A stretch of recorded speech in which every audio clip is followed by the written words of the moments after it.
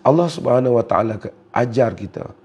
Saya dah sebut pada siri-siri yang lepas bahawasanya antara rahmat Allah Azza wa Jalla kepada kita, dia bukan saja menyuruh kita berdoa kepadanya. Allah yang Maha Pengasih dan Penyayang itu mengajar kita bagaimana untuk berdoa kepadanya dengan cara yang menyebabkan Allah itu memustajabkan doa. Kerana of course lah manusia ini kena ada adab dengan ibu bapa kita ada adab, dengan guru kita ada adab, dengan orang yang lebih dewasa kita ada adab. Ini kan pula dengan Allah Azza wa Jalla. Sudah pasti mesti mempunyai adab. Maka Allah Subhanahu wa Taala ketika menyuruh kita berdoa kepadanya, dia mengajar kita untuk kita beradab dengannya. Kita doa ni, kita kata, Ya Allah berikanlah, Ya Allah bagikan itu, Ya Allah berikan itu ini, berikanlah rezeki, kurniakan itu. Semuanya itu di dalam bahasa Arab ia merupakan fi'il amr, iaitu ayat perintah ataupun perbuatan memerintah. Awak berikan pada saya, kamu hantar kepada saya, itu perintah. Kalau kita suruh anak kita, berikan pada saya, lain. Kita suruh pada ibu kita, berikanlah saya, lain. Kita suruh kepada orang yang lebih kuat ataupun lebih besar daripada kita, lain. Apabila kita meminta Allah, tak kata suruh Allah, tapi ayat tu, amar tu maksudnya suruh. Kita memohon pada Allah untuk memberikan kepada kita, tentulah tidak sama dengan kita meminta daripada manusia, makhluk untuk beri pada kita.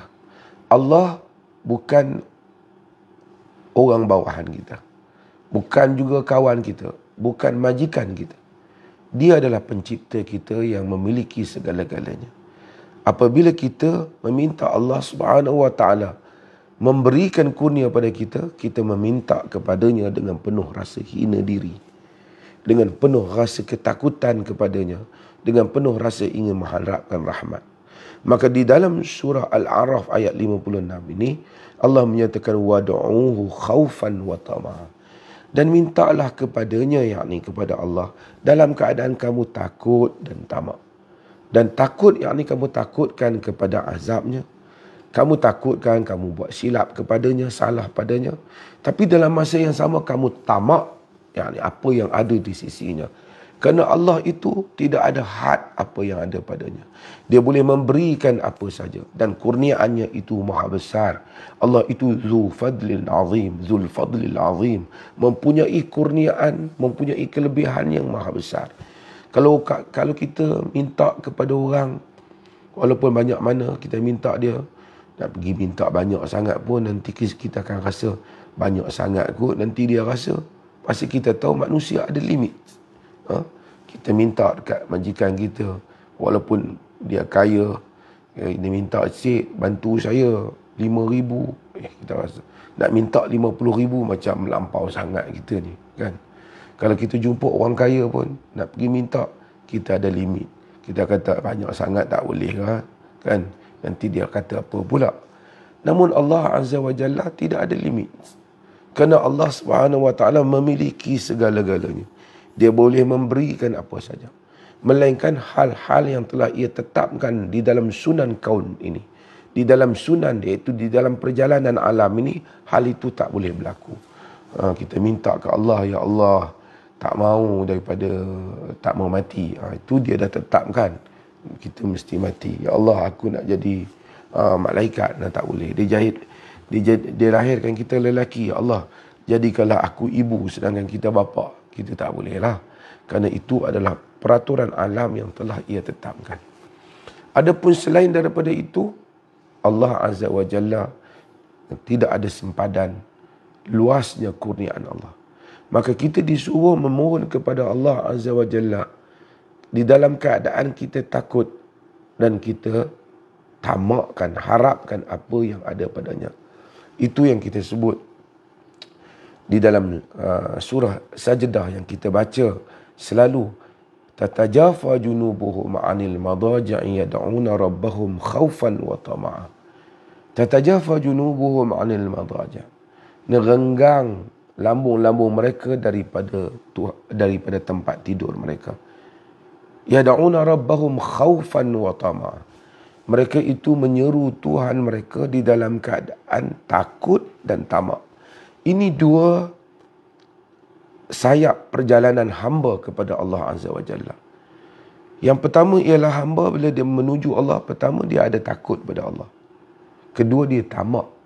Dia mengharapkan apa yang ada pada Allah.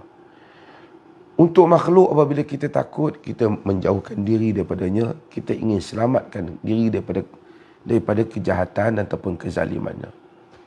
Namun Allah Azza wa Jalla tidak demikian. Apabila kita takut pada Allah, kita diiringi dengan tamak, mengharapkan apa yang ada di sisinya. Maka dengan sebab itu, maka kita sentiasa diminta supaya di dalam doa kita, kita takut kita melakukan dosa dan kesalahan. Dalam masa yang sama, kita tamak, kita tahu dia boleh memberikan apa saja.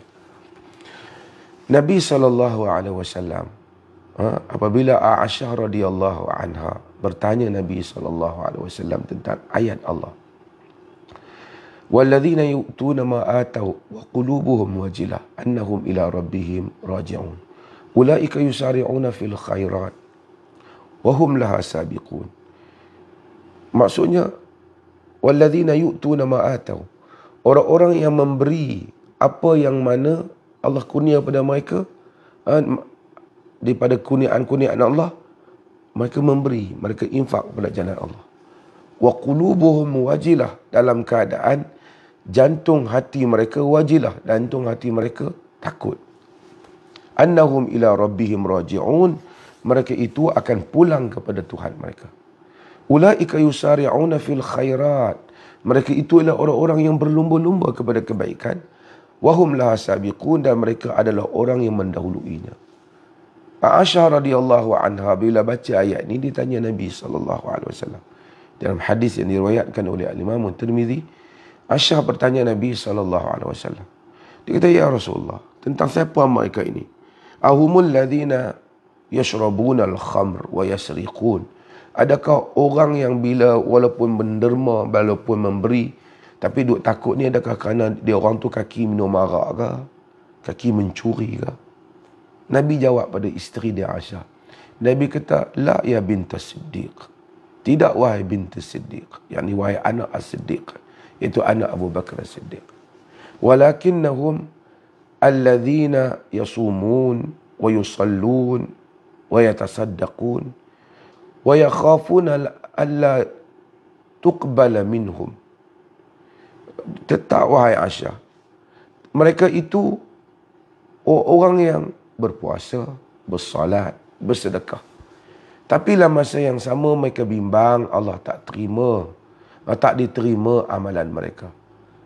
Ulaika yusari'una fil khairat. Mereka itulah orang yang berlumba-lumba kepada kebaikan. Maksudnya, apabila mereka takut Allah, amalan mereka tak diterima, bersungguh-sungguh mereka buat.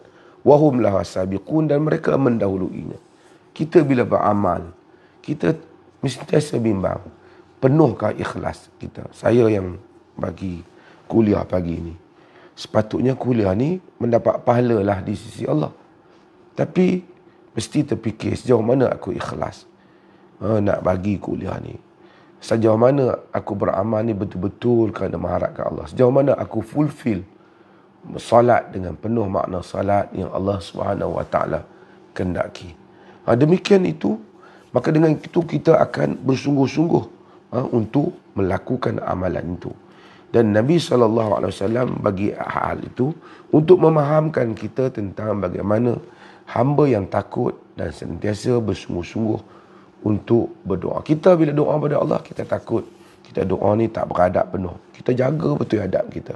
Kita puji Allah, kita selawat pada Nabi SAW. Kita gunakan bahasa yang rendah diri dan ketika berdoa.